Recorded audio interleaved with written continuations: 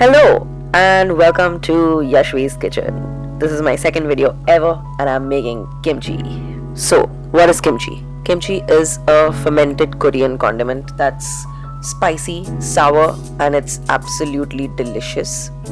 So, the primary cornerstone ingredient of kimchi is Chinese cabbage or Napa cabbage.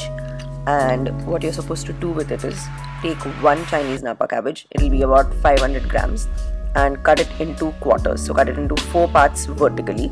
Make sure the core is still intact. So now just wash it slightly and place it into a wide vessel, after which you're supposed to put about 40 grams of salt into it, 30 to 40 grams of salt. And all you have to do then is put the salt evenly on top of each quarter, and then take whatever salt is there on top, just slowly rub it into every single leaf. So undo every single leaf that's there and make sure that there's enough salt seeping into every single part of every single leaf. And because that's very important this the general salt distribution is very important for the kimchi. And that's about it. You're supposed to keep it for 2 hours, and you can even keep it for longer, but 2 hours is the minimum that you need to be keeping it for. Don't worry if it shrinks, because it is supposed to shrink. And you can check it every 30 minutes like I'm doing right now. This is a point in the middle where you're just looking at it, you're moving it around a little bit, making sure that if there's any leftover salt or if there's any leftover water that's getting released, the cabbage is absorbing all of that as well. And just once again just keep loosening up the leaves and making sure that there's enough salt among all of them, and just basically mix it up and mix it around a little bit.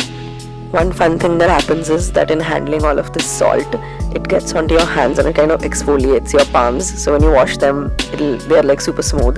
So that's fun. Okay, so now we're going to be making the kimchi paste. The kimchi paste has several different steps to it. So the first step is making this thickened paste of water, rice flour and sugar. So you're supposed to add about 70 to 80 ml of water along with about 6 to 7 grams of sugar and about 10 grams of rice flour. And basically you have to just heat it up, make sure that it all dissolves properly, there are no lumps, and mix it up enough so that it thickens but not too much. Now you need to take 3 to 4 big garlic cloves, a little bit about 5 grams of ginger, a 1/3 of an onion, and the bulb of 1 spring onion. Grind all 4 of these into a paste and then add about 2 teaspoons or 10 grams of soy sauce to it. Then add the previous rice flour paste which we had made, and after that you're supposed to add 60 grams of chili powder. Now in Korean this is called gochugaru, but you can use Kashmiri lal mirch powder also. Don't use degi mirch powder, use Kashmiri mirch powder. And along with that, add 15 to 20 grams of chili flakes or ground up whole dried red chilies, because they add spice and the Kashmiri mirch adds the red color. And finally just mix it up. If it seems a little too thick, just add a little bit of water and thin it out so that it becomes like a spreadable paste. Now take about 1 carrot that's julienned and 1 spring onion that's cut up into about the same length as the carrots. Put it into a large vessel. Add the kimchi paste to this and mix it up thoroughly well, and add about 10 grams of sesame seeds as well and mix it up thoroughly. Now it's time to watch me struggle with washing these cabbages.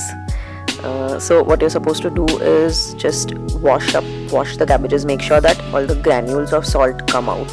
The salt will be infused enough inside the cabbages that the excess salt will just make the kimchi way too salty. Now place the cabbage onto a wide plate. You don't need to remove a lot of the water. It's okay, because in the end the kimchi has to be watery. And then after that you can start to put the paste which we had created onto each of the leaves. As you can witness my slight struggle in trying to put the kimchi paste onto the leaves of the kimchi, I want to take this opportunity to tell you that this is mostly just about practice. So the first quarter that you do will always be a little bit haywire and a little bit messy, and it'll keep getting better as it goes. Like you can see that my second piece of cabbage is going much smoother than the previous one. So what you have to do is cover each individual leaf thoroughly with the kimchi paste. Make sure that you're not just putting the paste, but you're also including the carrots and the spring onions and everything all together, and you're pressing it down properly. That's the most important thing.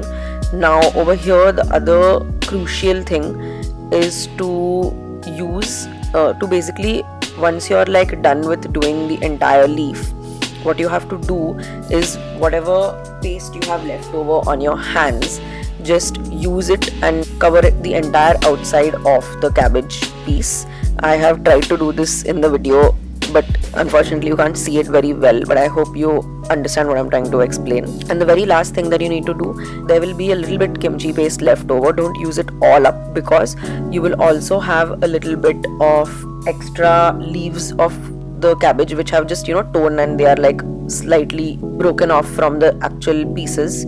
So just put those leaves into the very last remaining kimchi paste and mix them up thoroughly properly, so that, because those can also be used for kimchi, so you can eat those also and you can use them and ferment them also. Now you're essentially done. All you have left to do is storing the kimchi. To store the kimchi, what you should be doing is folding it up. Depending on the length of the cabbage, you have to fold it either in half, or you can fold it even into 3, or if it's very long you can even fold it into 4, and essentially just fold it up and then place it neatly.